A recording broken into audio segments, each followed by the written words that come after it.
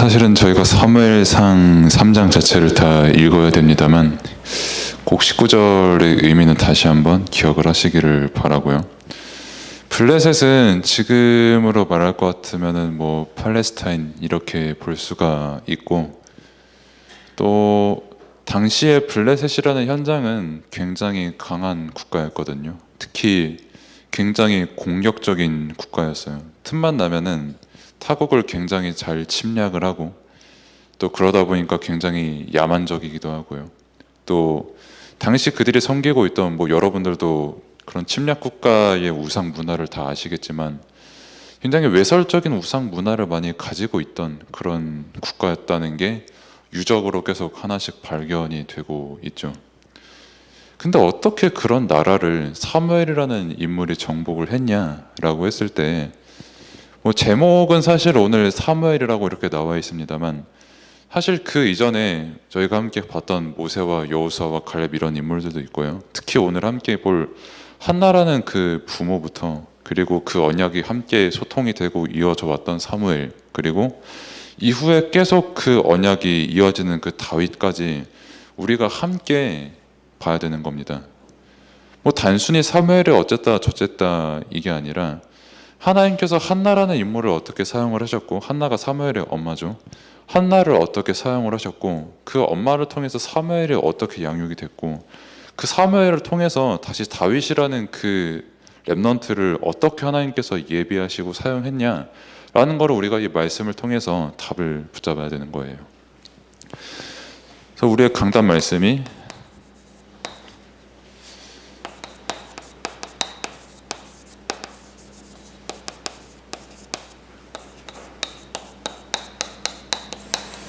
그리스도의 형상을 이루기까지라는 말씀이었죠.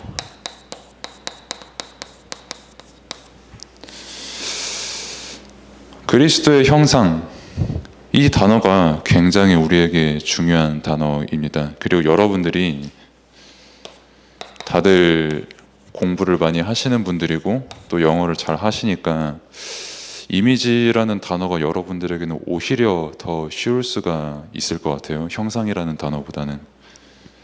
물론 여러분들이 형상이라는 의미도 알고 있어야 되고, 또 이 이미지라는 단어를 통해서 실제 그리스도의 형상이 우리에게 어떻게 이루어지는가라는 부분도 여러분들이 말씀을 통해서 확인을 해야 됩니다. 이미지가 없는 사람은 없어요. 그러니까 뭐 여러분들이 저를 처음 봤을 때 이미지가 있을 거 아니에요. 와, 저 새끼 진짜 크다라고 하셨던 분도 있을 거고, 진짜 목소리 어둡다라고 하셨던 분들도 있을 거고, 왜 이렇게 설교를 어렵게 하냐라고 생각하는 분은 지금도 계실 것 같고요. 뭐 아무튼 그런 이미지가 여러 가지가 있잖아요.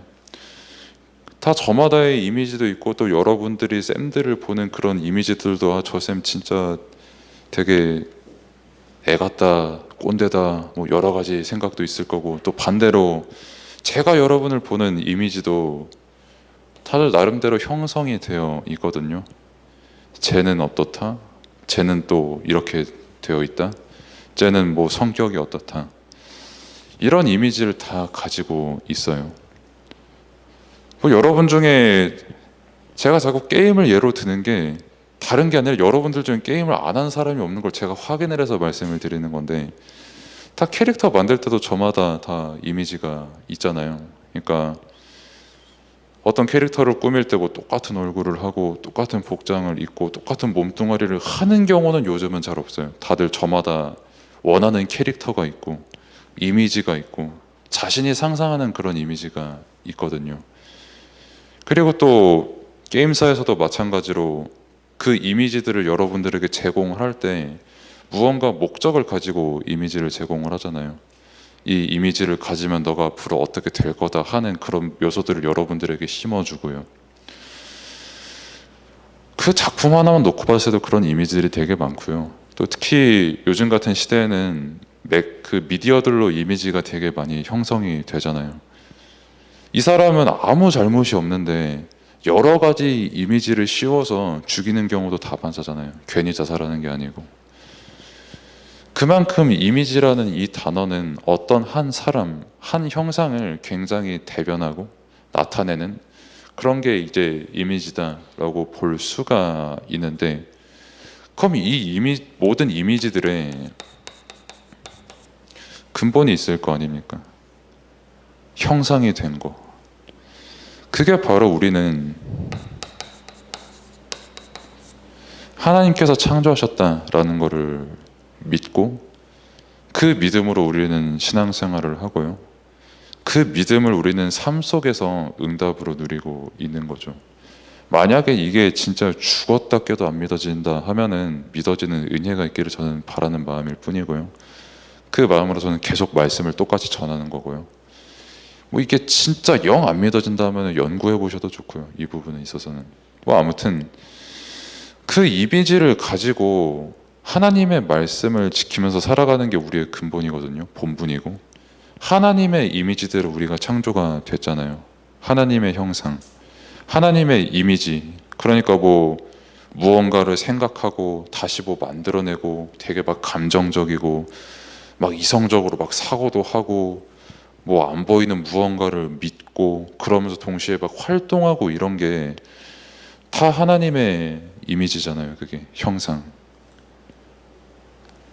그 이미지를 가지고 인간이 태어나고 그 이미지를 가지고 우리가 살아가도록 창조가 되었는데, 그게 바로 하나님께서 우리에게 주신 그 언약, 말씀을 지키며 살아가라고 그렇게 창조가 됐거든요. 근데 이거를 놓친 그 결과가 불신 세상이 되어버린 거죠. 말씀을 떠났어요. 그래서 뭘 모르냐면 다시 돌아가서 자신의 이미지가 뭔지를 모르는 거예요. 되게 속된 말로 내가 왜 사람이지? 내 부모는 왜 사람이지? 그럼 사람의 근본은 뭐고 원인은 뭐지? 뭐 이상한 단세포 같은 게 뭐 진화했다는 그게 진짜 사람의 그 이미지가 맞나? 라고 그렇게 의문을 품을 수밖에 없게 된 거예요. 왜? 하나님의 말씀을 지키며 살아가도록 창조가 된 사람이 말씀을 떠난 그 순간 하나님의 형상, 그 이미지를 완전히 상실한 겁니다. 그래서 복음 외에 있잖아요. 모든 종교나 모든 율법은 완성된 이미지를 누리는 게 아니라 내가 이미지를 만들어가고 내가 이미지를 스스로 찾아가는 데 목적을 두는 게 율법과 종교예요. 그리고 다른 그 모든 것들이고요. 그러니까 지금으로 말 같으면 굉장히 내가 무언가 이성적이고 합리적이게 살아야지 하는 게 이때 당시의 율법주의거든요. 뭘 요즘 같은 시대에 복음적이게 살아가냐, 믿음 가지고 살아가냐 라고 그때 당시에도 똑같이 말했어요. 2000년 전에도 이미. 지금에만 일어나는 일이 아니고요. 근데 그런 세상이 됐는데 정작 자신의 이미지, 자신의 형상이 뭘 본뜬 형상인지를 모르니까 계속해서 무언가 계속 상실되는 세상 속에서 살아갈 수밖에 없는 겁니다. 그래서 내 이미지가 뭔지를 모르니까, 형상이 뭔지를 모르니까요, 무언가 내가 좀 이성적으로 노력하면 잘 살 것 같고, 내가 이미지를 상실했다는 그 자각조차 못한 채 나는 그냥 이렇게 살아갈 사람이야 라고 단정 지어버리고요. 그래서 이게 만약에 우리에게 정답이라고 하면은 이 세상에 문제 하나도 없어야 되거든요. 이성이 답이라고 하면. 근데 지금처럼 문제 가득한 세상도 사실 없거든요. 아까도 말씀드렸지만은 하나님의 형상이 아닌 다른 이미지를 저 사람에게 더 씌워가지고 사람 하나 조지는 거 진짜 일도 아닌 세상이거든요. 지금 세상이. 근데 그게 하나님의 이미지, 하나님의 형상을 놓친 사람들의 삶이 그렇게 될 수밖에 없어요. 하나님을 떠났기 때문에, 말씀을 떠났기 때문에. 그래서 하나님께서 말씀을 통해서 우리에게 알려주신 게 뭐냐, 강단을 통해서 우리에게 알려주신 게 뭐고, 사도 바울이 교인들에게 알렸던 그 사실이 뭐냐 라고 했을 때 그게 그리스도의 형상인 거예요.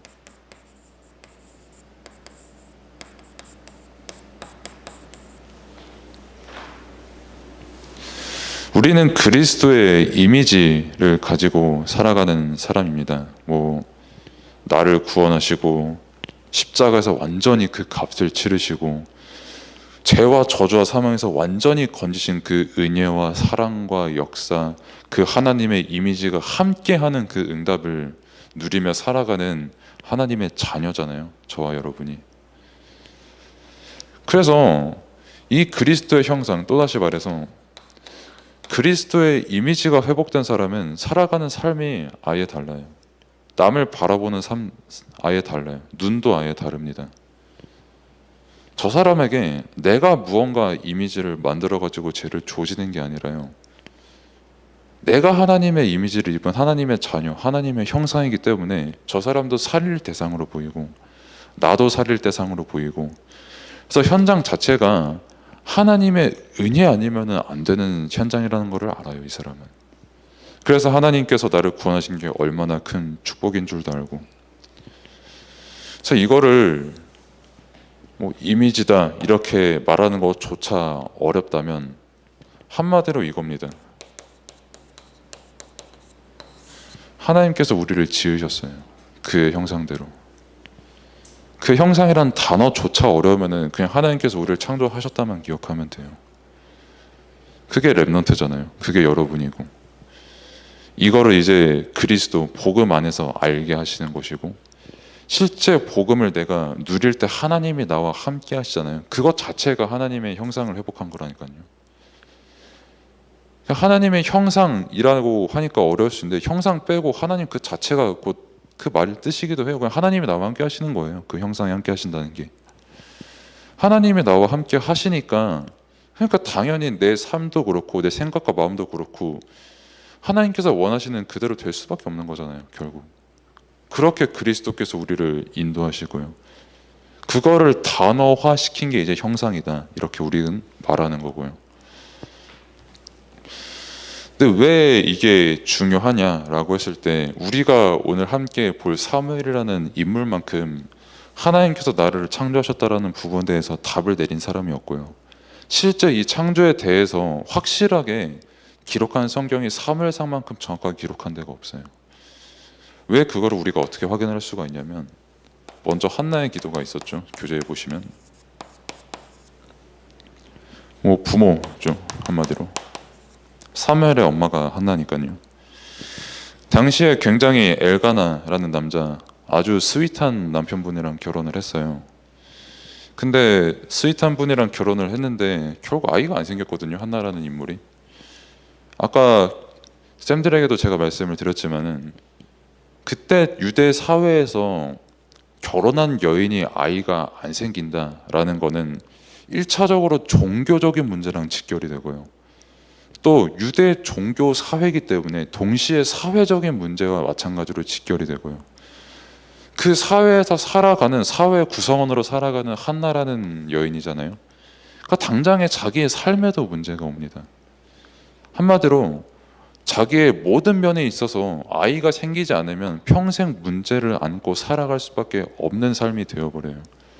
그리고 이때 당시에 뭐 요즘같이 특히 인권에 민감한 시대면은 여러분들이 공감을 하겠지만, 당시 이스라엘 여인은 아무 힘 없었거든요.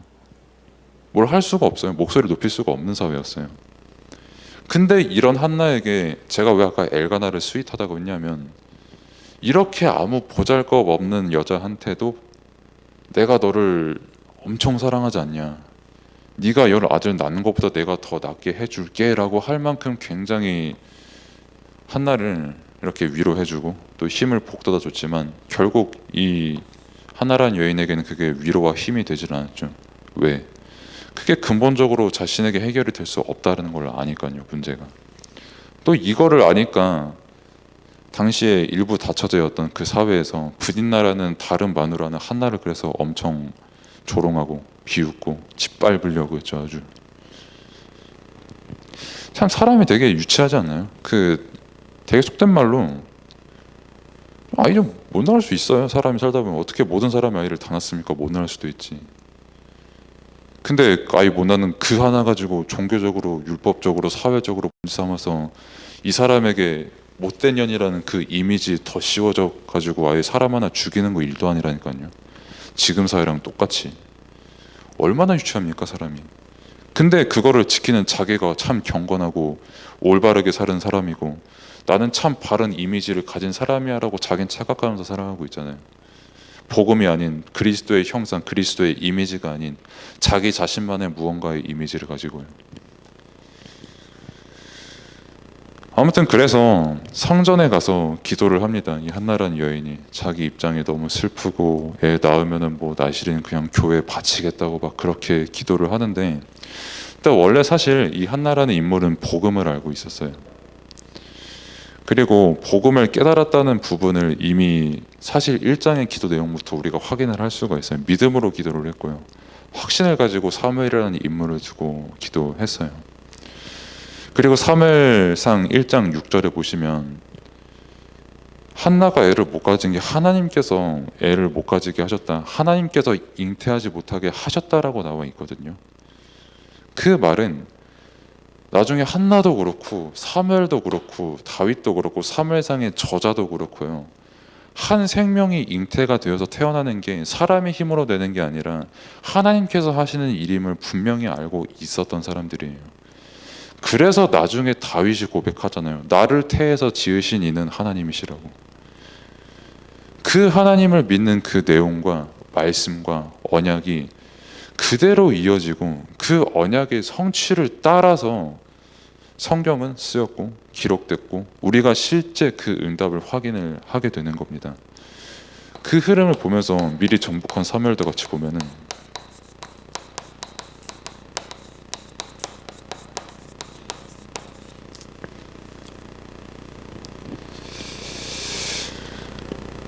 그 한나가 하나님께 기도를 할 때 이미 사무엘을 주실 거를 확신을 했거든요. 그래서 2장 1절부터 쭉 보시면 처음부터 끝까지 성삼위 하나님 그리스도 외에 다른 거 고백 안 하거든요. 성삼위 하나님으로 충만한 그 기도를 기쁨과 감사로 누리고 사무엘을 성전에 보내거든요. 얼마만큼 기도가 디테일했냐면 분인나라는 여인이 나를 비웃는 게 아무 문제가 되지 않는다고 고백을 할 만큼 한나는 기도에 확신을 했고 믿음에 충만했고 복음에 충만했던 그 상태였어요. 그 영적 서밋이었던 한나가 성전으로 사무엘을 보냅니다. 당시 그 사무엘이 갔던 그 성전 현장에서 사무엘이 뭘 하나 먼저 분명히 알았냐면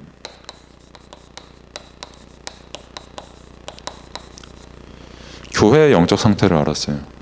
그리고 교회 영적 지도자였던 엘리 대제사장의 영적 상태를 알았고, 그 말은 즉 자신의 이스라엘 국가의 영적 상태가 어떤지를 알았던 거예요. 그 영적 상태를 알았는데 사무엘의 믿음의 시작이 뭐였냐면, 아까 한나의 기도에 대해서 제가 말씀을 드렸고 어제 여기서 같이 렘넌트 전도학을 보셨던 분들도 기억을 하시겠지만 우리를 하나님이 지으셨잖아요. 하나님께서 여러분을 준비시키셨잖아요. 그걸 사무엘이 알았던 거예요. 그러니까 아까 그 말씀의 내용이 성경에 기록이 된 겁니다. 이 사람들이 그걸 실제로 믿음을 고백을 했으니까요. 그래서 한나라는 여인이 그렇게 기도하게 된 것, 그리고 한나라는 부모 자신이 누렸던 그 복음, 그리고 실제 그 이스라엘 성전의 당시 영적 상태, 언약궤를 빼앗길 수밖에 없는 그 영적 상태, 아까 새벽 예배 때 목사님께서 강조하셨던 것처럼 교회가 영적으로 힘을 잃으니까요, 영적 지도자가 복음이 아닌 다른 게 삶의 주가 되어 있으니까요, 이미 사실 영적 상태가 언약궤를 빼앗긴 영적 상태예요. 그리고 실제로 블레셋이라는 그 국가의 우상 국가에 완전 빼앗겼고요. 그러니까 언약의 능력이 없습니까?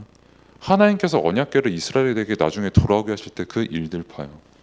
역사적으로 우상이 화려했던 블레셋의 뭐 다곤신 그런 거 완전히 무너져 내린 상태로 다시 이스라엘에 돌아오잖아요. 근데 그 돌아올 때에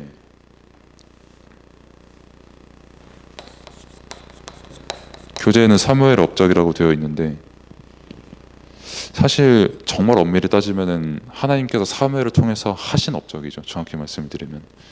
아무튼 그 언약궤를 돌아오게 하실 때에 마찬가지로 그때의 이스라엘의 영적 상태를 다시 보자고요. 굉장히 복음에 갈급한 상태였어요. 복음 아니면 안 된다라는 것을 다시금 깨달은 상태였어요. 그래서 이 사람들이 우상을 제거하고 다시 예배의 자리를 회복을 한 겁니다. 이거를 결론과 연결시켜서 지금 말씀을 드리면,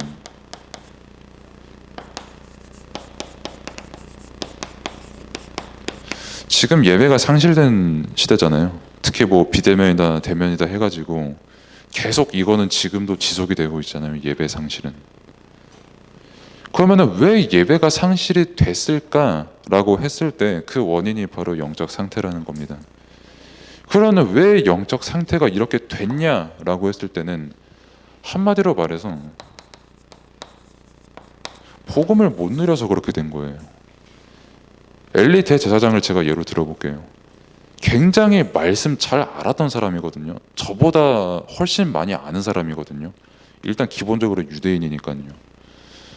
사무엘이 하나님의 음성을 들었는데 뭘 모르잖아요. 그때 당시에 어린 아이니까. 뭐 똑똑했겠지만 그래도 모르니까 엘리 대제사장에게 찾아가서 물어봤는데 다 대답해 줬다니까요. 그거 하나님의 말씀이다. 너 어떻게 기도해라. 어떻게 준비하고 있어라. 심지어 장소랑 시간이랑 방법 다 가르쳐 준 게 엘리 대제사장이었어요. 그만큼 하나님의 말씀을 어떻게 하면 받는다라는 거를 이론으로 굉장히 잘 알고 있는 사람이었거든요. 그리고 실제 사무엘을 통해서 한신 그 하나님의 말씀을 다시 엘리 대제사장이 받았거든요. 그 말씀을.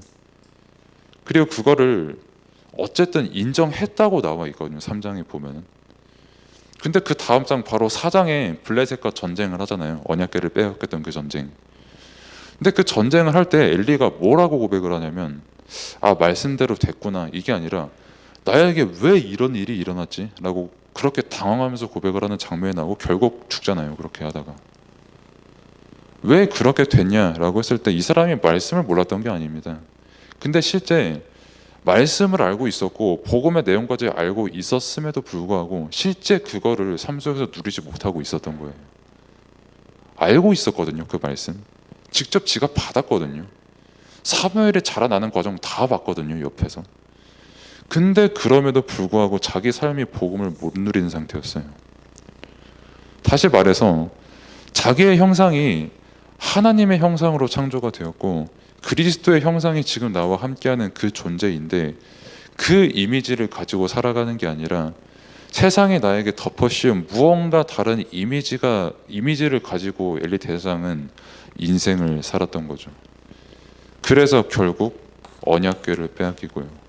하지만 내가 정말 하나님의 태에서부터 내가 잉태된 하나님께서 지으신 나라는 것을 아는 그 사무엘과 그 영적 지도자를 중심으로 하여 정말 하나님께 돌아가고자 하는 그 사람들이 모인 그 예배의 자리, 우상이 완전히 제거된 자리에 다시 언약이 회복되고 그 언약의 흐름이 따라가는 것을 우리가 확인을 할 수가 있습니다. 그리고 그 언약의 흐름이 지금 이 예배 자리에 계속 흐르고 있는 거고, 그래서 여러분에게 지금 말씀이 계속 전달되고 있는 거고요. 그래서 여러분들에게 계속 이 말씀을 기도로 실제로 누리라고 제가 말씀을 드리는 거예요. 이 세상에 필요한 사람은 정말 내가 복음을 믿고 그 복음을 기도로 누리는 사람입니다. 성경 66권은 처음부터 끝까지 어떤 사람이 응답 받았냐라고 말할 때 이게 되는 사람이었어요. 말씀을 알고 기도가 되고 그 사람들이 모인 그 예배의 자리요. 그래서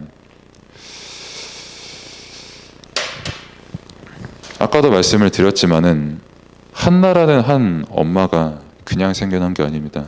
하나님께서 그 엄마를 준비하셨고 그 엄마는 뭐 처음부터 그랬는지는 모르겠습니다만 자신 나름대로의 욕심이 있었어요. 뭐 내가 아들을 낳으면 어떻게 이렇게 키우고 싶다 저렇게 키우고 싶다 하는데 아까도 말씀드렸지만 사무엘상 1장 6절에 보면은 한나가 어떻게 해서 사무엘이 태어났다가 아니라 하나님께서 그렇게 태어나게 하신 거예요. 사무엘을. 마찬가지로 여러분들도 하나님께서 태어나게 하신 존재고요.